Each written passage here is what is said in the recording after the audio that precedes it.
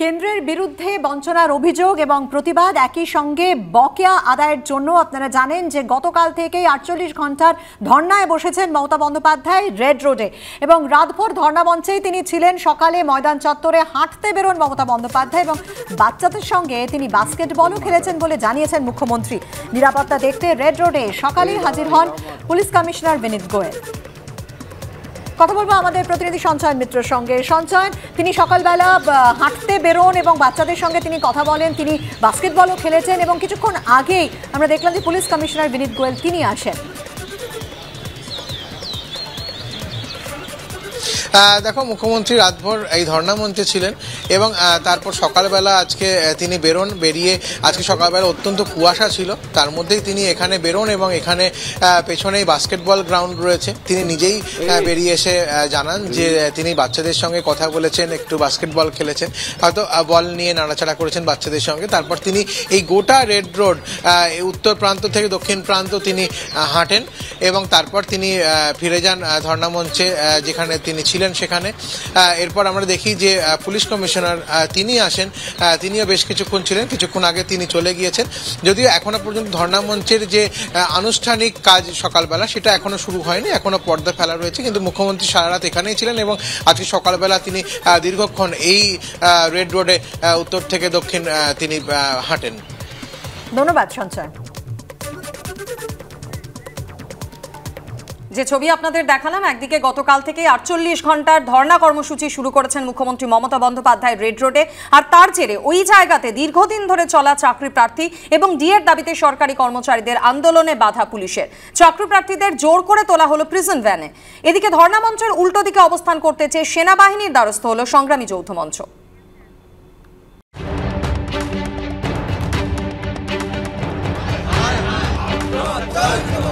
কেন্দ্রের বিরুদ্ধে বঞ্চনার অভিযোগে রেড রোডে ধর্নায় বসেছেন তৃণমূল নেত্রী। এদিকে রাজ্য সরকারের বিরুদ্ধে বঞ্চনার অভিযোগে ওই জায়গাতেই দীর্ঘদিন ধরে চলছে চাকরি প্রার্থী ও বকেয়া ডিএ নিয়ে আন্দোলনকারী সরকারি কর্মচারী সংগঠনের অবস্থান আন্দোলন। কিন্তু মমতা বন্দ্যোপাধ্যায় ধর্না অবস্থানের জন্য অন্য সব আন্দোলনকারীদের সরে যেতে বলল পুলিশ, আর তা ঘিরেই তুমুল চাপানুতো। নিরাপত্তার কারণ দেখিয়ে শুক্রবার 526 দিন ধরে আন্দোলনরত রাজ্য সরকারি গ্রুপ ডি চাকরি প্রার্থীদের অবস্থান থেকে তুলে দেয় পুলিশ। জোর করে তোলা হয় প্রিজন ভ্যানে। মুখ্যমন্ত্রীর কাছে আমাদের করজোড়ে অনুরোধ, মুখ্যমন্ত্রী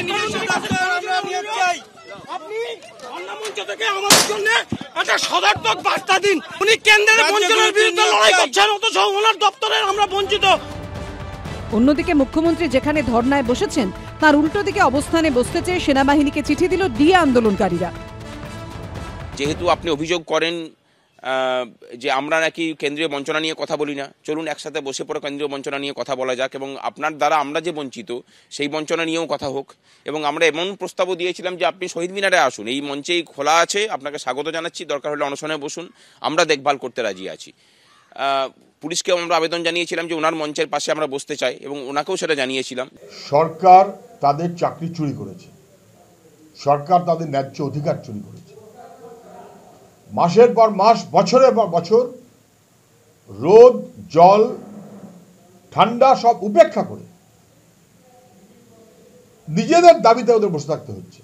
এতদিন ধরে যে আন্দোলনটা চলছে, মুখ্যমন্ত্রী বসবেন বলে ওদের ধর্ণা মঞ্চে সরে যাবে কেন? বরং ওরা যেখানে বসেছে মুখ্যমন্ত্রী অন্য জায়গায় বসুন, দূরে গিয়ে বসুন।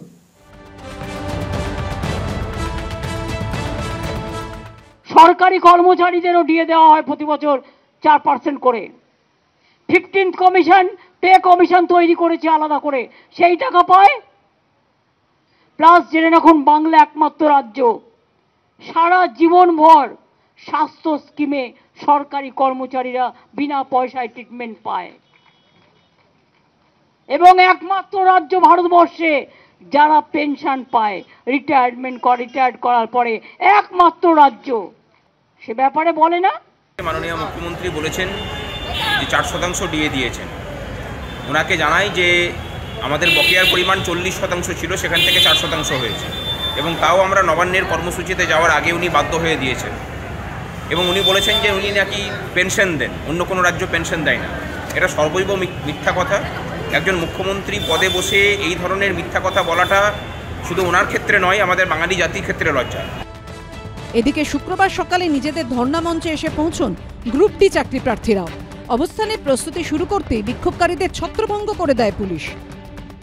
এই মুহূর্তে কিন্তু তাদেরকে প্রিজন ভ্যানে তোলা হচ্ছে। আমরা দেখতে পাচ্ছি আন্দোলনকারীরা যারা এখানে উপস্থিত হয়েছিলেন 11:15 নাগাদ যারা এখানে উপস্থিত হয়েছিলেন তাদেরকে নিয়ে এই মুহূর্তে কিন্তু আন্দোলনকারীদের সরিয়ে নিয়ে যাওয়া হচ্ছে। আমরা সেই ছবি দেখতে পাচ্ছি এবং এই মুহূর্তে তাদেরকে তুলে নিয়ে যাওয়া হচ্ছে, সেই ছবি আমরা তুলে নিয়ে যাওয়া হচ্ছে। এই মুহূর্তে তাদেরকে প্রিজন ভ্যানে নিয়ে যাওয়া হচ্ছে, লালবাজার লকআপে তাদের নিয়ে যাওয়া হবে, এমনটাই কিন্তু পুলিশ সূত্রে খবর।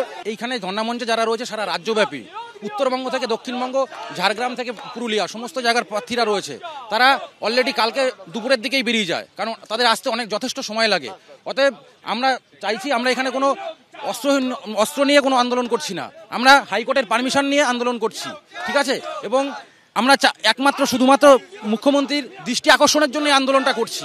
রাজ্যের বিপুল বকেয়া কেন্দ্রের কাছে, কেন্দ্রীয় সরকারের কাছ থেকে টাকা আদায় করার কথা এই ডিএ আন্দোলনকারীদের মুখ থেকে শোনা যায় না।